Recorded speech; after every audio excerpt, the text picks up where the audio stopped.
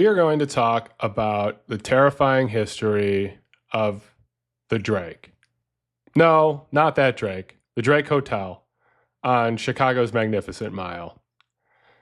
And its long and deep history with the paranormal. Let's get spooky.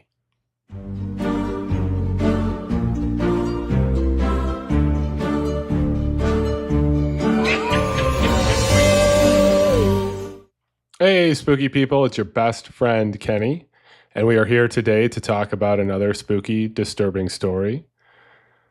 This one is about the Drake Hotel in Chicago and its numerous ghosts and disturbing events that have occurred within it. Before we get going on this video, make sure that you are subscribed to this channel, The Spooky Lawyer.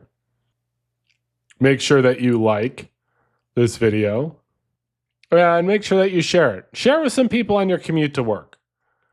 Just, you see someone with their phone out on the train or, on the bus and just say, hey, let me send you a link. See what happens. Might be kind of cool.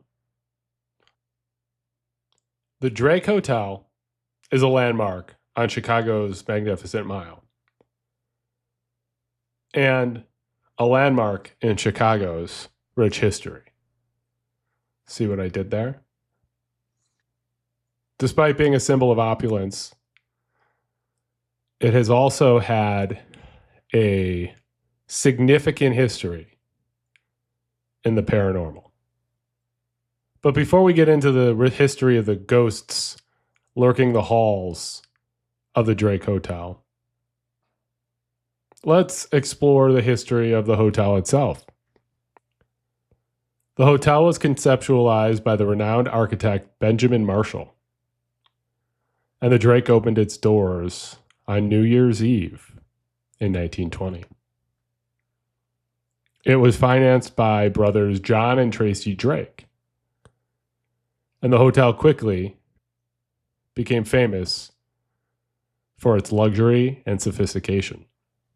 It attracted Chicago's elite, as well as celebrities and rich people visiting Chicago, and has been the host to countless dignitaries, politicians, and heirs and heiresses throughout the decades.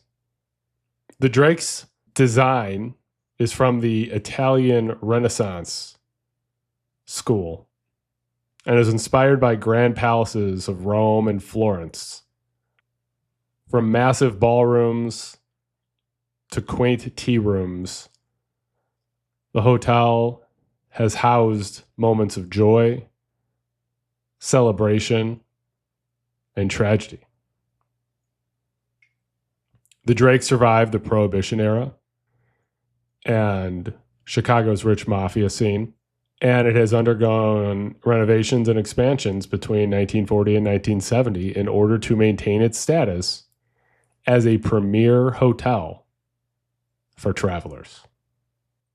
Now, according to the local legend, John Drake, who was the father of this hotel's founders, was standing with a hotel owner watching the Great Chicago Fire of 1871. They didn't have the internet, and they didn't have TV back then, so they just watched, disasters, right? The hotel owner saw his hotel was threatened by flames and offered to sell it for any price. John Drake noticed that the wind direction was changing and made an offer for the hotel. So became the Drake Hotel. Now, this story probably isn't true because you'll notice the Great Chicago Fire occurred 49 years before the hotel's founding. And it's believed that this origin story, this local legend origin story, is actually referring to the Tremont House, which was in fact purchased by John Drake at the time of the Great Fire. The Drake Hotel's most famous ghost is the Lady in Red. Locally, there are many variations of the story, but the most common account describes a woman dressed in a vibrant red gown who met a tragic end at the hotel. She was a guest attending the grand opening gala on that fateful New Year's Eve in 1920. During the celebration, she discovered her fiancé with another woman, which led to her unaliving herself. Other variations of the story claim the woman was not a guest, but rather a resident of the hotel who jumped from the 10th floor after finding her husband with another woman. Some claim she jumped from the roof, while others claim it was a window. But regardless of the specifics, the lady in red is said to be seen in various locations throughout the hotel, including the Gold Coast Room, the Palm Court, and the 10th floor, which is where she's most frequently cited. The concrete historical evidence doesn't particularly support this origin story. There have been numerous deaths at the Drake Hotel, but none perfectly aligned with the timeline in the origin story. Regardless of the issues with the lore, well, we never let that get in the way of a good ghost story, right? Over the years, numerous guests and staff members have reported encounters with the lady in red. Some claim to have seen her figure floating through the halls, while others describe a fleeting chill or sensing a presence in their room. One guest at the Drake discussed an experience during a stay where she woke in the middle of the night to find a woman standing at the foot of her bed. The woman was dressed in a long black coat and simply stared at her before vanishing into thin air. Was this the lady in red? Or was this another ghost? Who knows? The Drake Hotel has a rich tapestry of other tragic and disturbing events, leading to the possibility of other paranormal entities roaming its halls. In 1944, Adele Bourne Williams, who was a socialite and a wife of a State Department employee, was murdered in her suite at the Drake. The case remains unsolved to this day, and the killer, the woman in black, was never identified. According to the lore, Williams had $100,000 in cash in a safety deposit box in her room, but it nor any other valuables were taken from her room. The woman in black allegedly committed the crime in an 8th floor suite. She supposedly had gray hair and a black fur coat. She fired an antique gun at Williams' daughter, but missed before fatally shooting Williams as she fled the room. Despite a thorough investigation by Chicago police, the woman was never identified or apprehended, and this remains one of Chicago's most captivating unsolved mysteries. While the identity of the woman in black is unknown, several theories have emerged over the years. Some speculate that the murder was a targeted attack, possibly motivated by jealousy or revenge. Others suggest that Williams may have been a victim of mistaken identity or random act of violence. One prominent theory suggests that Ellen Bennett, also known as Ellen Murphy, was the woman in black. She was a desk clerk at the Drake and had a history of criminal activity and a fascination with diamonds and jewels, which Williams had a significant amount of. Bennett had access to spare keys, which would have provided the woman in black with access to Williams's suite. However, this theory is obviously unproven. Many believe that the woman in black still haunts the Drake, and her spirit is forever tied to the scene of the crime. Guests and staff have reported seeing a shadowy figure in a black coat wandering the halls, particularly on the 8th floor, where the crime took place. Another layer to the Drake's paranormal history is the story of the Franks family. Bobby Franks was a 14-year-old boy who was tragically kidnapped and murdered in 1924 by Nathaniel Leopold and Richard Loeb, two wealthy University of Chicago students. Following the highly publicized trial, the Franks family, seeking to escape the public eye, sold their mansion in the Kedwin neighborhood of Chicago and moved into the Drake. On the afternoon of May 21st, 1924, Bobby Franks, a 14-year-old boy from the Kedwin neighborhood of Chicago, vanished while walking home from school. His disappearance sparked a frantic search for his family and the police. Jacob Franks, Bobby's father,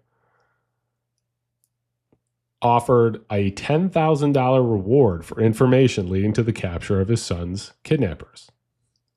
A day later, a ransom note arrived at the Franks' residence demanding $10,000 and unmarked bills for Bobby's return. The ransom plan involved a series of complex instructions to be communicated one at a time, highlighting the meticulous planning of this crime. The following day, Bobby's lifeless body was discovered in a culvert near Wolf Lake. A pair of eyeglasses were found near the body. These eyeglasses, with an unusual hinge, were traced back to Nathaniel Leopold, a 19-year-old University of Chicago student. Leopold, along with his close friend Richard Loeb, who was also a student at University of Chicago, were brought in for questioning. Initially, they provided an alibi, claiming that they had spent the day driving around with two women. However, their alibi unraveled when Leopold's chauffeur revealed that he had been repairing Leopold's car at the time of the alleged outing. Faced with mounting evidence, including the recovery of a typewriter used to write the ransom note, Leopold and Loeb confessed to the crime. In their confessions, they revealed the chilling details of the murder. They admitted to offering Bobby a ride as he walked home from school, enticing him into the car with the pretense of discussing a tennis racket. Those tennis players, can't trust them. The trial of Leopold and Loeb was a media circus, dubbed the trial of the century.